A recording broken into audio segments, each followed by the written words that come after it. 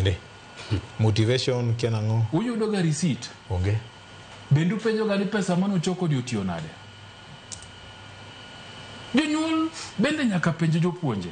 Ni ka wadwa konyou mar neno ni pes capitation obiro. To nyaka u bende utime audit mondo wachnwa ni pesa ma wagolo gi tiyo nade. Nikech VOJ wawach ni county ma Homa Bay nigi nyithindo adi masomo mana primary kende.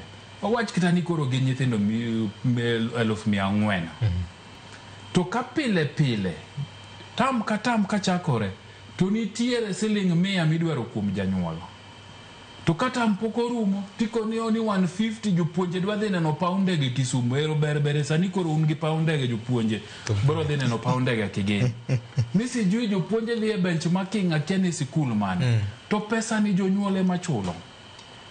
To onge accountability. Jopuonje gi bende go sikunde piny. Gi hinyo jonyuol. Nikech sama ichulo pesa e sikul to komi receipt kaka janyuol.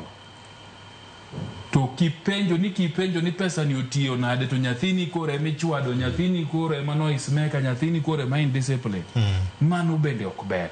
Nikech nitiere report mayando gol ka apa ni ndwe achiel mokalo. Yes. Mane wacho kaka jopuonje chajo nyithindo pesa mang'eny malich magin gode e sikul kanyo to onge accountability mitimo nade.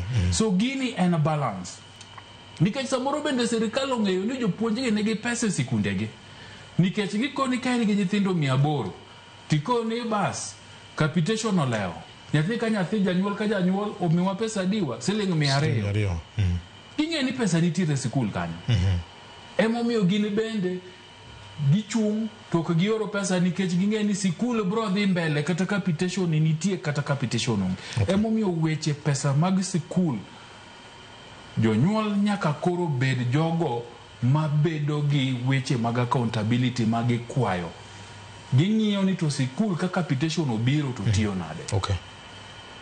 Kindwa ka in jaboard mar sikul tibro yudo ni ka signature ni onego bedi e check didi mikoni ni Nairobi koro bi side nwa check ma blank apar mondo kik wathagi.